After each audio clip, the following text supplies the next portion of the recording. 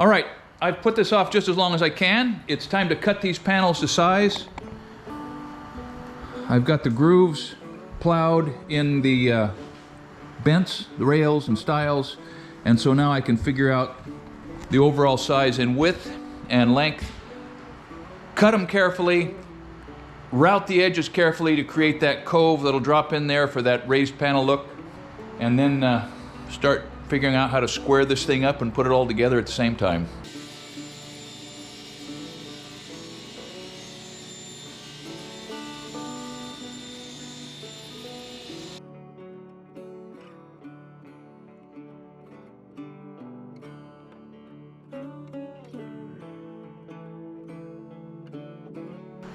Can you see that router bit? That's a panel cutter. And it's pulling out a lot of material. And I probably should do it on my on the router table that I've been using, except these doors are not perfectly flat, and it's important that the leftover 1/4 inch wide tongue side of this arrangement is uniform enough to go into the groove in the openings on that bench. So I'm just going to labor along and try not to burn up my nice little old router. So setting the depth with the router is one of the really critical aspects that you just got to get right. And what you're watching me do here with this panel cutter is almost get it wrong. I should have set this panel cutter just a little deeper to reduce the thickness of the edge of these panels so they could drop into the 1/4 inch groove that I have in the bents with less friction. Now Kenny told me that I needed some friction, but I should have backed off just a little bit.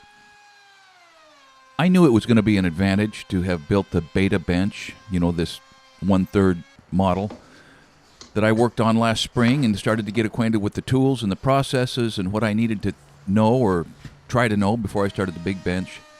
But I didn't know just how much of an advantage it was going to be. I would have never made it if I would not have done the small bench first. One of the assumptions that I was making when I started this project was that the sanding was not a big deal because all you had to do was make it smooth. But Ken has educated me. And what I thought was making it smooth was not what Kenny thought making it smooth needed to be at all. I'm thankful for his patience in showing me a specific process to get a specific outcome. Part of what Ken has taught me and insists on in the sanding process is that you sand it down to a 220 until the grain snaps into focus. You don't crowd the sander. You let it operate at a high RPM instead of laboring and, struggling to do any work. And just like every other tool in a wood shop, sharp sandpaper is what you need. So don't be afraid to throw away a piece. I bought 2 Makita cordless sanders to start the beta bench because Ken had pointed out that you need a different sander for a different grit of paper, or you just spend your time changing paper. And he's right. And I have learned that these cordless sanders are weak, and I've also learned that they are convenient. So I would say that 1 or 2 of the cordless ones and 1 or 2, straight 110 workhorses are what everybody ought to have. As I've mentioned, Mother Nature puts defects in her trees, which means there's defects in the boards, which means you got to pay attention to that. And I tried to do that, but as it turns out, there was a knot hole in this panel that could not be avoided, and used the boards that I had, and I decided, all right, I can live with that because the groove in the edges covered nearly all of it. And then Kenny stepped in and stopped me from making a mistake. He said, you're not going to be happy if you have a hole through the side of your bench, even if it's out of sight. So he made something for me called a Dutchman. He turned a dowel exactly 1.25 inches in diameter to match this Forstner bit. He used this bit to drill the hole through this piece of, what is that, Kenny? Mahogany?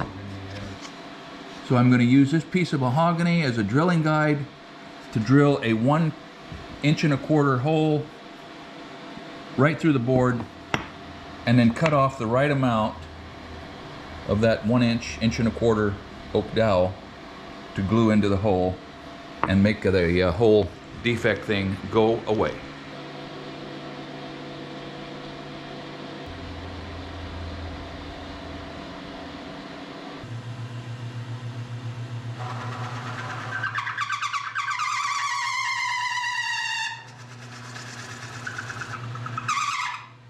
Looks good. It's pretty good, doesn't it? Oh yeah, that's going to make a nice... Well, you can cut it off. Yeah, I'll shorten it up.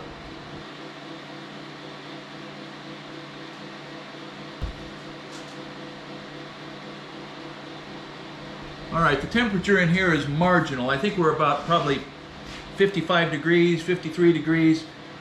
This Type Bond 3, it says, is good down to 45 degrees. So hopefully a half hour from now, this Dutchman will be ready to cut off, route off, sand off, and be forgotten. I've been trying to get that wood warmed up. It's up to 63 degrees, been there for a couple hours. It's probably only 53 degrees in this workshop right now, so easing forward.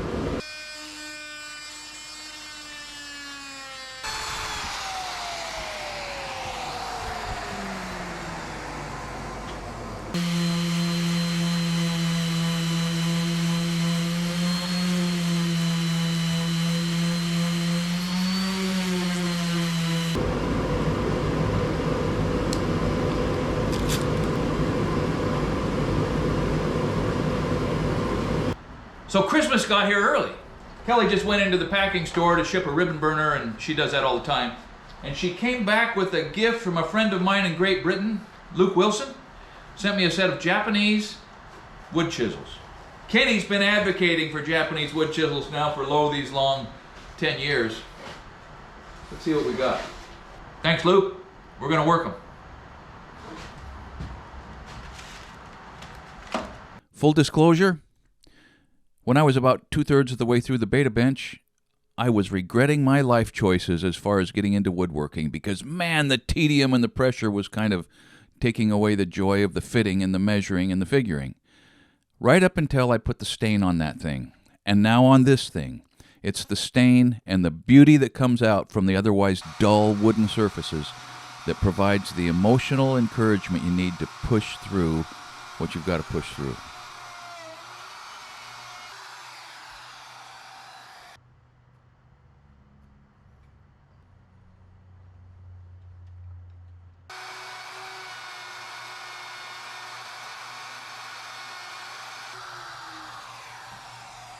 Now, you've seen me gang cut floor joists with a chainsaw and rafters with a skill saw, and, you can even sort of gang cut stair stringers.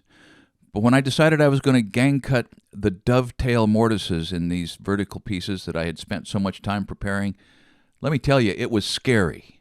And when it worked out, it was a big relief. So you watched me cut the dovetails in these things, and it was nerve-wracking, but I think the blind dog found a bone, and everything seems to line up pretty well.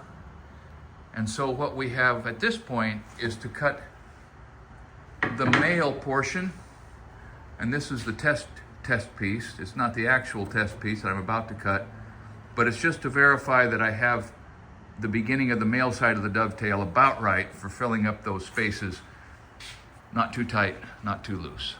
And that becomes a function of setting that dovetail in the router lift back to where just the edge of it, projecting the 1/2 inch and projecting into the side just enough to match the shoulder that we need on the other side of the joint. Two different lengths. This set of drawers is, the spreaders have got to be 24 and 7/8. This set of drawers, the spreaders have got to be 24 and 11/16. We came pretty close, which means that I have two different sets with one extra piece at each length to use as the test piece. Now, I didn't get the camera going in time to show the headache that it was to tune this up. And my first mistake was I tried to run it across here without throwing a piece of plywood in there, and so I was falling down into the opening around the collet, and I was hanging up on the edges of the different pieces of metal, and so it was a bit frustrating. Put a piece of plywood on there, realized that I needed to set up a block so I could hold it square as I run it across. And so I think we have a pretty good fit. This is the fifth, or this end is the fifth iteration of the depth and width adjustment, and now we're fitting into the bench just about right. Aha! What do you think, Ken? Is that all right? Yeah. All right, let's see if it fits at the top.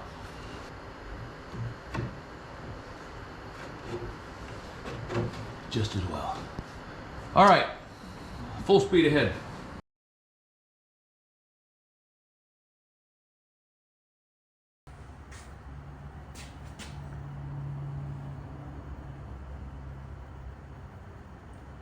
So with these in place, I'm going to go move into the inside of this carcass and start laying out some of the notches for the supports on the drawers. The lap joints are going to be, I think, functional. These things are actually pretty good. That one needs to be clamped up. That one too, but it'll go. Put a squeeze on that. Got the floor in the cabinet. I think we're about to come around a bend and pick up the rate a little bit. Obviously, it's a huge advantage to be able to look at Ken's bench and put my hands on it and see how it's put together. And then Cody drew that really great set of plans representing what Kenny did. But as I've gotten to the inside of this bench with the mechanism, the guides and the rails that support those drawers that need to fit perfectly, it's been dawning on me gradually that I need to simplify the method. Kenny has a very nice method in there. Lots of pieces. They're fastened beautifully, they work beautifully. But knowing Scott Wadsworth, if I had to put that many pieces inside and get them exactly where they go, something wouldn't be right and the drawers wouldn't work. So I've streamlined it a little bit. I've cut it down from, I think, 65 pieces to around 28, which is still plenty. But I'm just gonna let the clutch out. I'm gonna start with a mortise in this piece right here, and I get to use this Japanese wood chisel that was sent to me by Luke Wilson, a friend of mine. So I'm gonna get a chance to sort of give it its maiden voyage, upset that wood a little bit so that that ring stays on there, and cut an 1.5 by 2 inch mortise right through 3/4 inch white oak. Fingers crossed.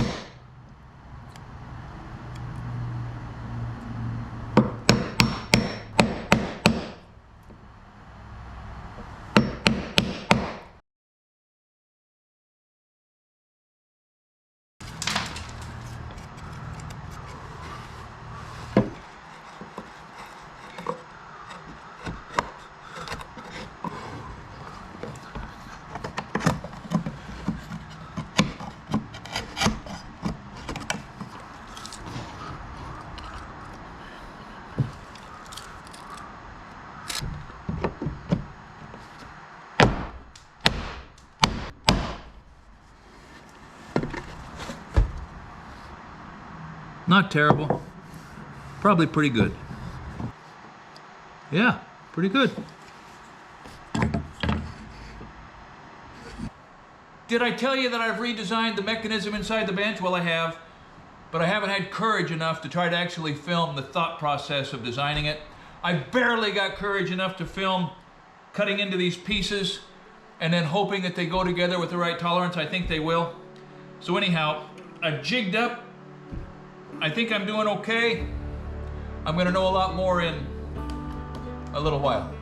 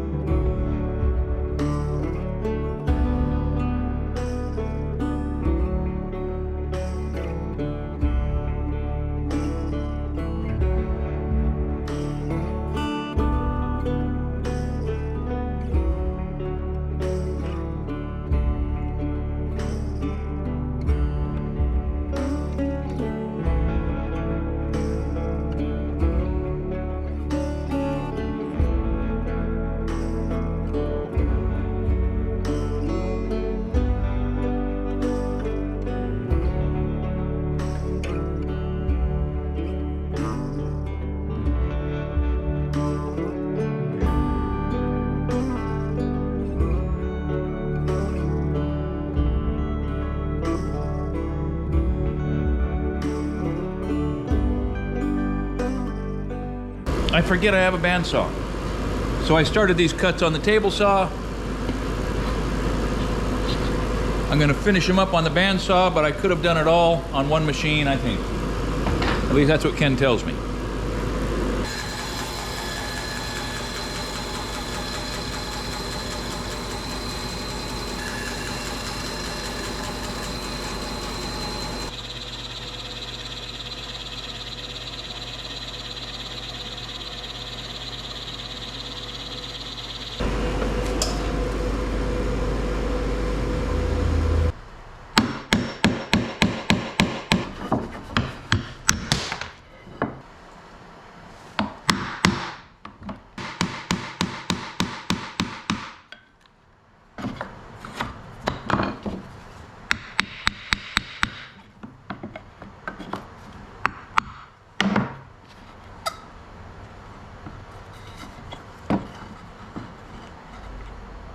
Pretty good for a beginner.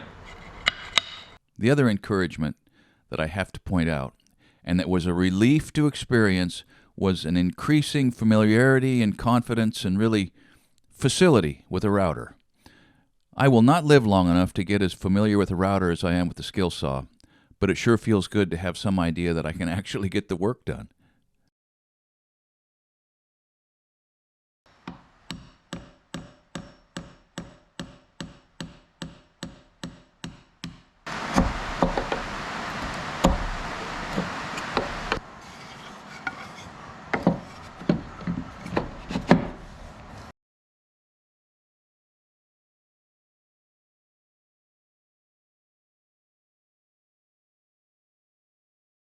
So here are the changes that I've made in the way the bench drawers are supported.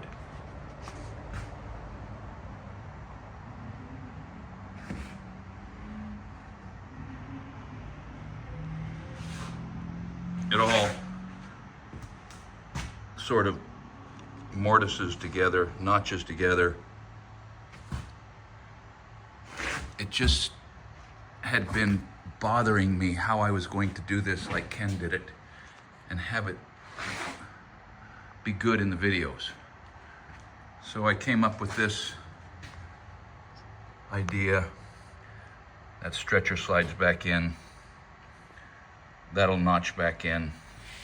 Anyway, let's talk. Here are the two drawings that I made of the two different applications. This is the center divider, drawer guides, and this is the end panel, the right end. The drawer guides at the right end of the bench. Anyway, so I'm just about to make some real progress on this.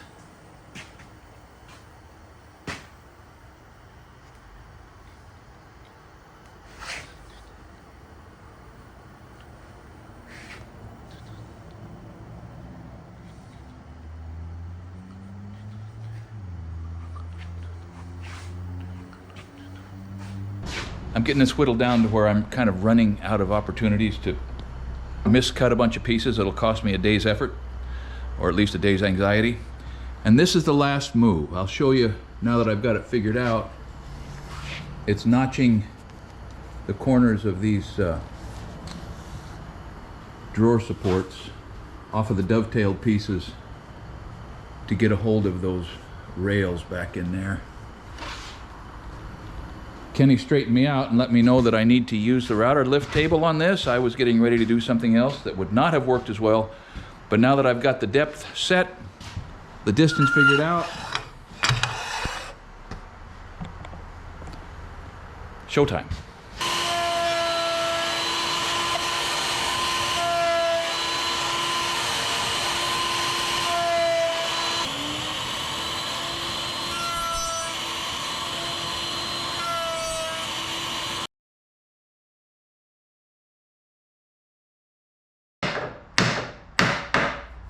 Tight.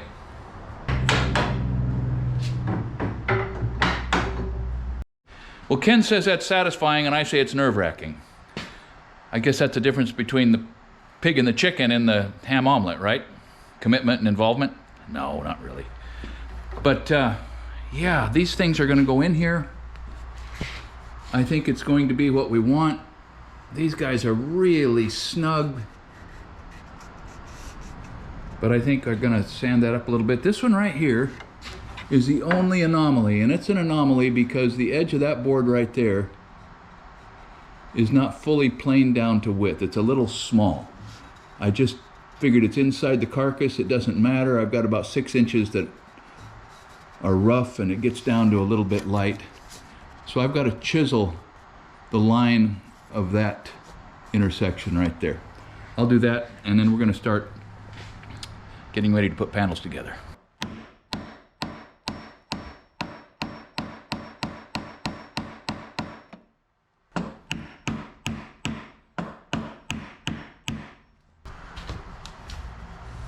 So this is pretty much a cheat that I think is going to be permanently invisible. I think I overcut down there enough that we're going to give up some of the friction that we're already fighting over there, I hope.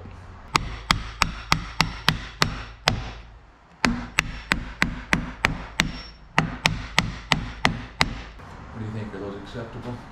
Yeah, No, sand off. no, it got us Gotta come this way a a little little bit. bit, but Put a clamp on there and squeeze.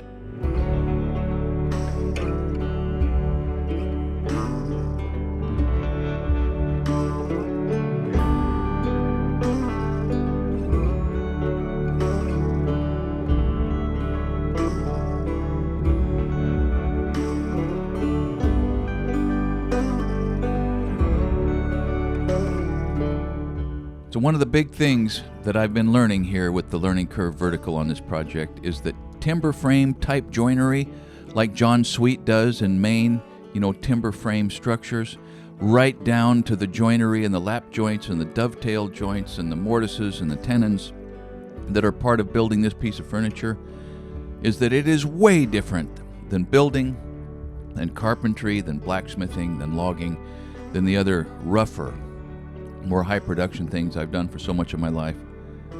But I'm loving learning something new.